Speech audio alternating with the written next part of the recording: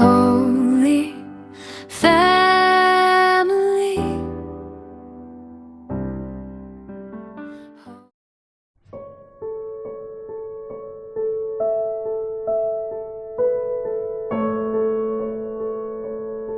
ጎይታይ እንታይ ከም ዝበልኩ ኣይፈልጥኒ ኣብዚ ሰብ ኢለ ኮፍ ኢለ ኣለኹ ውሽጠይ ተሰባቢሩ ዘሎ ኮይኑ ይስምዓኒ ደጊም ኣይደግመን ኢለ ነጊረካ ነይረ ብምሉእ ቅንዕና ናባኻ እንከዓሪረ ደጊም ከምዚ ዓይነት ሰብ ኣይከውኒ ኢለ ምሒለ ነይረ ነፍሲ ወከፍ ቃል ድማ ካብ ልበይ ነይሩ ሕጂ ግን እንደገና ኣብቲ ዝነበርክዎ ሕንፈሽፍሽ ተመሊሰ ኣለኹ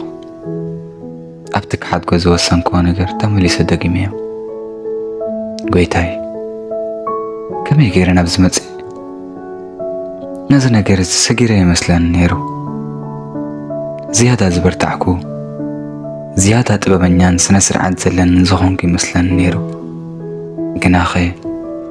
ፈተና ስመይ ምፀዋዓኒ እቲ ዝነበረኒ ሓይሊ ኩሉ ካባይ ርሒቑ ሕጂ ስምዓኒ ዘሎ ቃንዛ ጥራይ ገባን ጥራይ ዘይኮነስ እቲ ካባኻ ምርሓቕ እዩ ስምዓኒ ልዕሊ ኩሉ ዘሕዝንን ነገር ድማ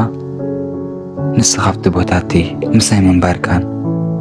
ክሓጥእ ከለኹ እናርኣኻኒ ብለውሃት ክትፅውዓኒ ከለኻ ምፍለጥ እዩ ኣነ ግና ዕሽሽ ኢለካ ጎይታይ ይቕረ በለለይ ምኽንያቱ ሓጢኣት ካብ ምእዛዝ ዝኻለለ ካብ ሓርነት ድማ ዝያዳ ልሙድ ኮይኑ ስለ ዝተሰምዓኒ ስለምንታይ ናብቲ ዝጎድኣን ነገር ደጋጊመ ዝምለስ ኣይፈለጥኩን ንስኻ ነቲ ምቁሕ ሰቢርካዮ ከለኻ ኣነ ስለምንታይ ናብ ሰንሰለት ዝመላለስ ድምፅኻ ትፍኤ ስለምንታይ ናይ ገዛ ርእሰይ ድምፂ ከም ዝዓቢ ዝገብር ኣብ መወዳእታ ግን ድምፀይ ናብ ዝኾነ ቦታ ከም ዘይመርሐኒ ተረዲኤ ኣምላኸይ ከም መመሰሊ ኮይኑ ይስምዓኒ ኣሎ ነቲ ዘፍስስካለይ ፀጋ ዝኸሓትኩ ኮይኑ ይስምዓኒ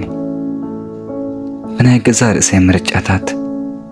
ንምሕረትካ ዝተላገስኩሉ ይመስለኒ ኣዒንተይ ናባኻ ክልዕለኩ ኣይክእልኒ ደሃን ከም ዘለኹ ክመስለን ኣይክእልኒ ግናኸ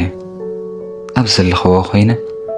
ኣብ ቀዳማይ ዮሃንስ ምዕራፍ 1 ዝበልካዮ ቃል ይዝከረኒ ሓጢኣትና እንተተናዘዝና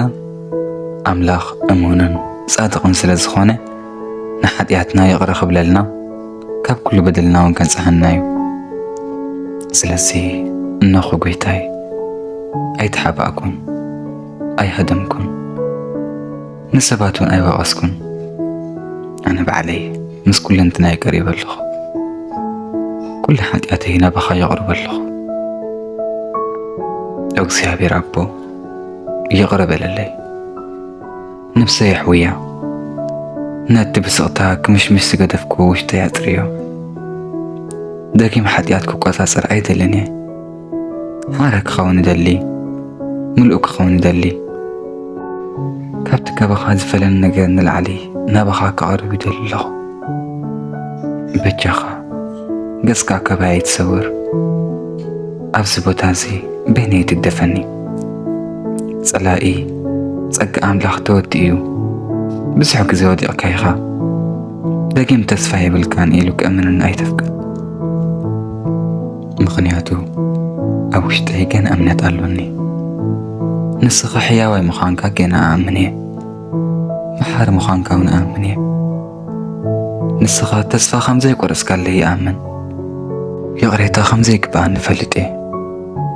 ካልኣይ ዕድል ከም ዘይግባኣን እውን ንፈልጥ እየ ንስኻ ግን እዚ ኩሉ ከም ዝገብር እናፈለጥካ ኢኻ ሜትካ እንደገና ከም ዘወድቕ እናፈለጥካ ኢኻ ኣዳውካ ዘርጊሕካ ኣቦይ ዝገብርዎ ይፈልጡን እዮም እሞ ይቕረ በለሎም ኢልካ ስለዚ ዝምለስ ዘለኹ ኣነ ብኩዕ ስለ ዝኾንኩ ዘይኮነስ ኣዝየ ፍቑር ስለ ዝኾንከ ሰባት ዘይድርቢ ኣምላኽ ስለ ዘፍቀረኒ እየ ጸጋ ክሳብ ክንደይ ሓያል ምዃኑ ንዓለም ንምርኣይ نتم ሓጢአተኛታት ዝመርጽ መጥሓኒ ስለ ዘፍቅረኒ أو محاري أبوي بدلك ما تسكر كوا نزغبلن محرتك يا مسكن بناتي ودكات نزي قد لفقر خاي مسكن ندقناك خيد مهارني إن حنقسكو كوان تخوني ندقنا كوان تودعكو قنا خي إزاقي سيسيا نابا خنبرك كابا خي ترحقني ندقنا بمنفس كامل عني نتبق زياوت حقواز غيركو حقوس ملسلي من مغاني يذكرني أنا ولد كاي أنا استحد قال لي إيه أنا يرحقكم قويتاي نسخاون جينا بيني قدف كانن سلسي أبساق سيسيا كابا خانا خي هدم حق سني نابخا قزين خو قيدما حيلها بني آمين.